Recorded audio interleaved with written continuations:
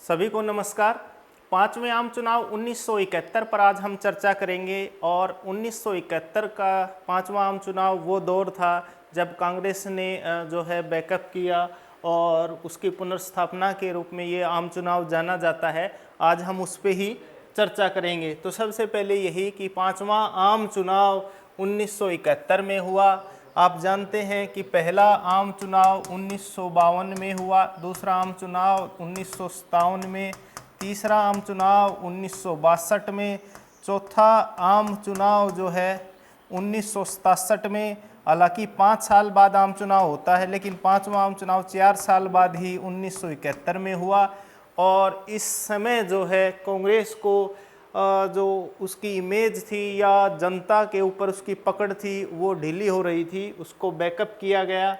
तो इसके कारण पर हम पहले चर्चा कर चुके हैं। और उस समय 1969 में राष्ट्रपति के चुनाव में जो कांग्रेस आर और कांग्रेस ओ के रूप में दो धड़ों में बट गई थी। कांग्रेस आर जो थी इंदिरा गांधी जी की थी और कांग्रेस ओ थी सिंडिकेट ग्रुप की।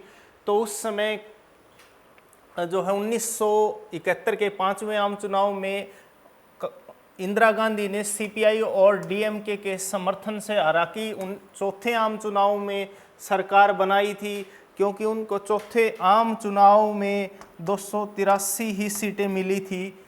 तो लेकिन उन्होंने दिसंबर 1971 में इंदिरा गांधी जी ने लोकसभा आखिरकार बंद कर दी और उस समय फरवरी 1971 में पांचवा आम चुनाव हुआ। और उस समय लोगों को लग रहा था कि असली जो कांग्रेस है वो कांग्रेस ओ अर्थात सिंडिकेट ग्रुप वाली ही असली कांग्रेस है, और इंदिरा गांधी समर्थित कांग्रेस आर केवल पार्टी का एक हिस्सा मात्र है। और पांचवें आम चुनाव में सभी विपक्षी पार्टियों ने एक गठबंधन बनाया जिसको ग्रैंड अलायंस कहा जाता है। एग्जाम में भी बहुत बार आता है कि ग्रैंड अलायंस क्या था। तो ये पांचवें आम चुनाव में बनाया गया विपक्षों पार्टियों द्वारा एक समूह था।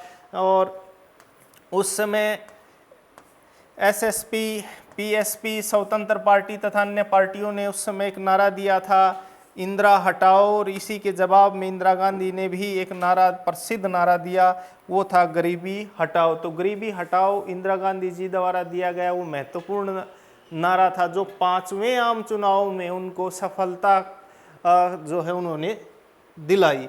और इसी चुनावी जो नारा था उसी के साथ ही इंदिरा गांधी जी ने इसमें सफलता हासिल की। और कांग्रेस आर ने जो है सीपीआई के साथ गठबंधन करके पहले चुनाव लड़ा था। और इंदिरा गांधी की जो भूमिहीन किसान थे, दलित थे, आदिवासी, अल्पसंख्यक महिलाएं थी, नौजवान थी, उनमें उसकी काफ़ी लोकप्रियता थी। इसके कारण जो है उनको काफ़ी सीटें मिली। आप जानते हैं कि पहले आम चुनाव 1952 में कांग्रेस को 364 सीटें मिली, दूसरे आम चुनाव 1957 में 371 सीटें, तीसरे में 361 सीटें मिली, और चौथे आम चुनाव में जो है उनको 283 और चौथे में जो है जो सीटें मिली उस पर हम चर्चा करेंगे अभी।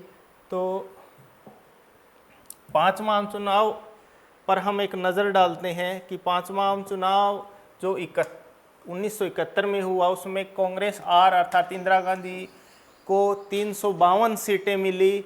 और गठबंधन सरकार जब उन्होंने गठबंधन पांचवें आम चुनाव से पहले बनाया था तो उस गठबंधन को 375 सीटें मिली। हालांकि अकेले ही कांग्रेस आर को 352 सीटें मिली। कांग्रेस ओ को जो है ये अंदाज़ा लगा रहा था कि सारे सीटें कांग्रेस ओ के खाते में जाएंगी, उनको मात्र 16 सीटें ही हासिल हुई।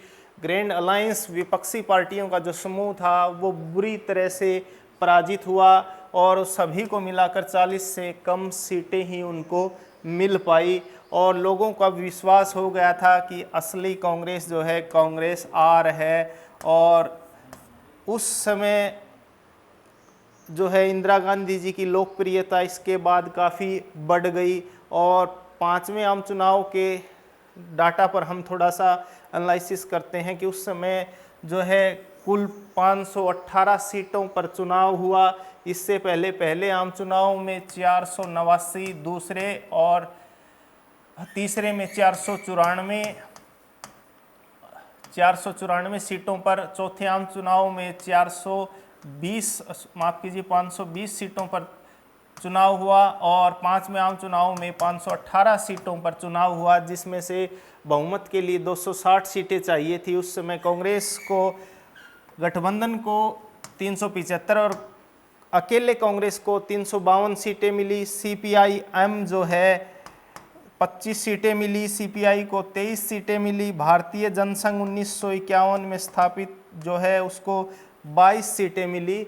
तो इस प्रकार जो है इस चुनाव में कांग्रेस को दोबारा अपनी जो धूमिल छवि थी उसको दोबारा स्थापित करने में मदद मिली और साथ में इंदिरा गांधी जी की लोकप्रियता काफ़ी बढ़ गई। तो इस वीडियो में हम इतना ही करेंगे।